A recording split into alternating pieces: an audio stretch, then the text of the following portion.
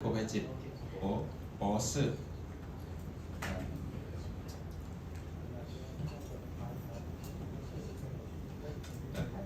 是摩诃拉隆功大学国际佛教学院和平学硕士的主任。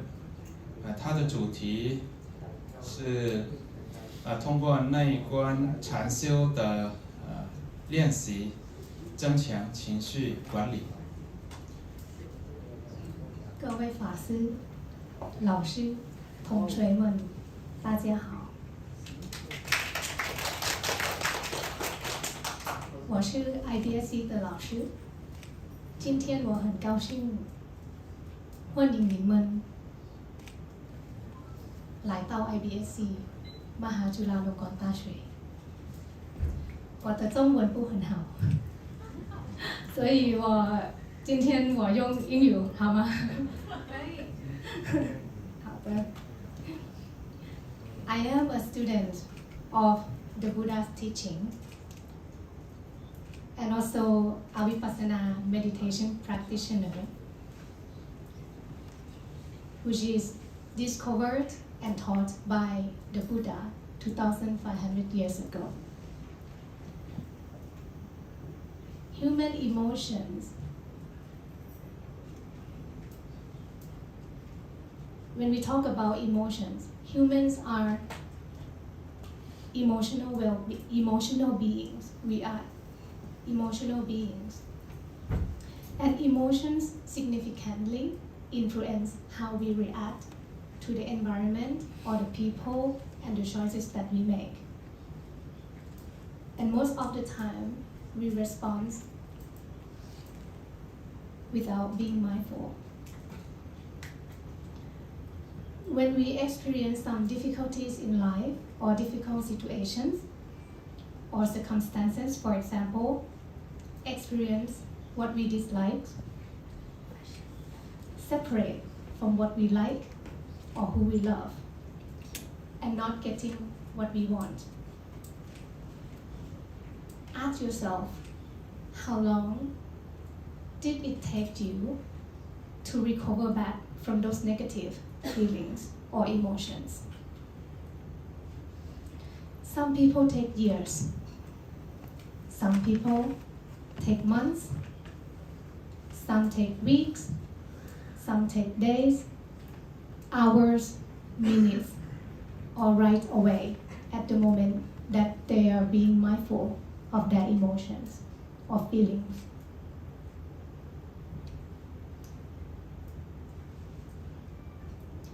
The question is, what makes people differ from these skills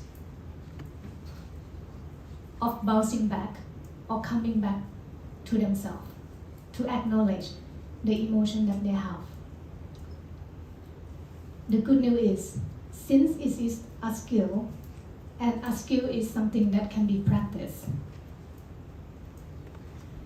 Well, today I am going to talk about the enhancement of emotional resilience through Vipassana meditation practice. So what exactly is emotional resilience?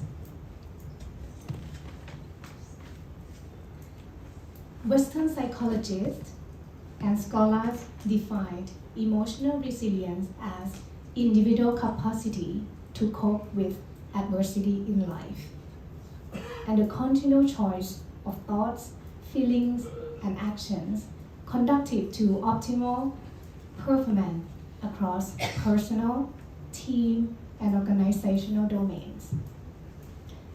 Another scholar said that resilience is defined as the ability to engage the overt and or covert emotion self-regulation, behaviors that allow the person to minimize negative effect in the face of stressful life events.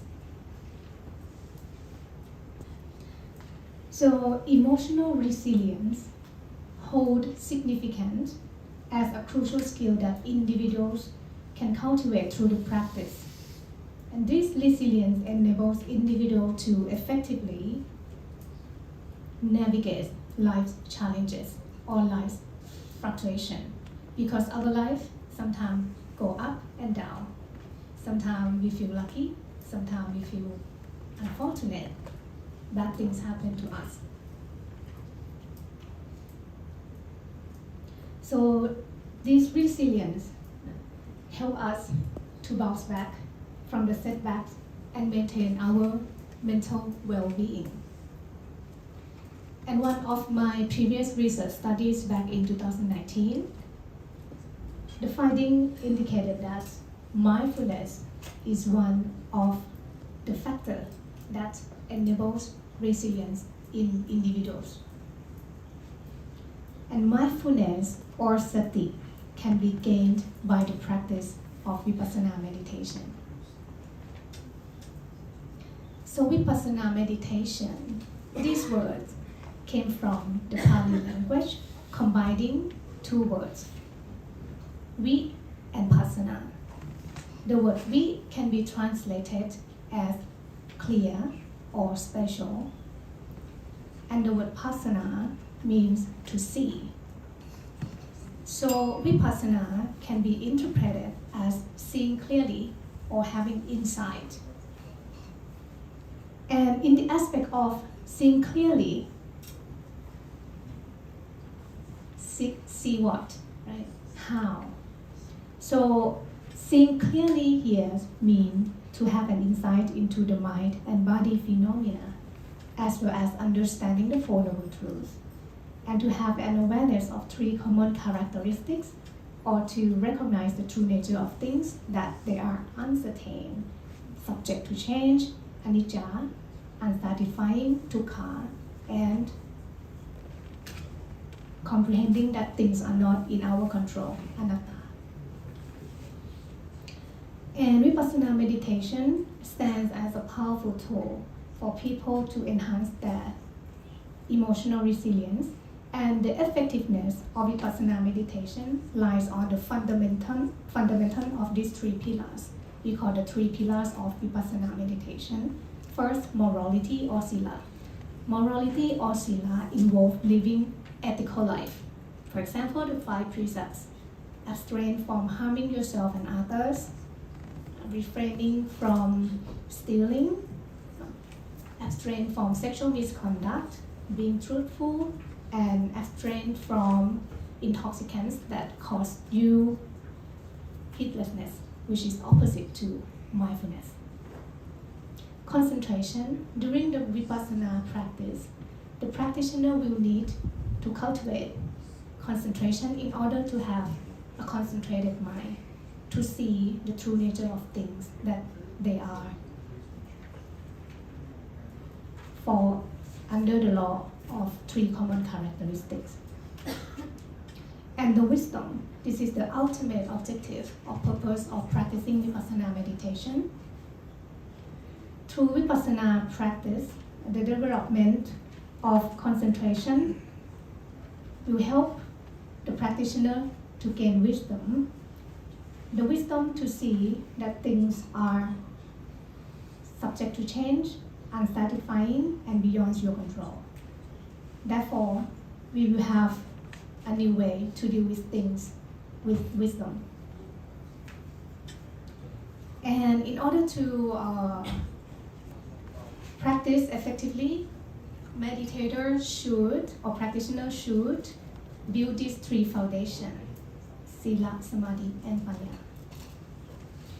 And next, how do we apply Vipassana meditation to increase your emotional resilience in daily life?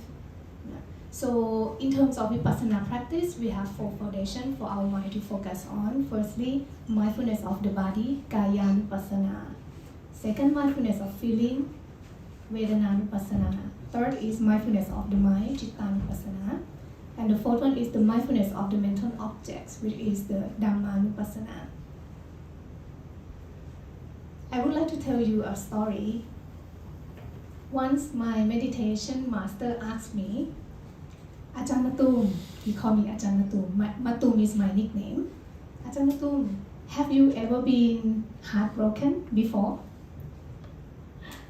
And he did not let me answer, so he then continued to tell me, if in this life you will ever experience heartbroken, I will give you maximum of 1 hour to heal yourself. And he further explained how. The Vipassana master said that most of the time we suffer because of our own thoughts. We form the mental formation or sankhara. We continue the stories without being mindful. We play with it. We don't observe, but we go and play with them.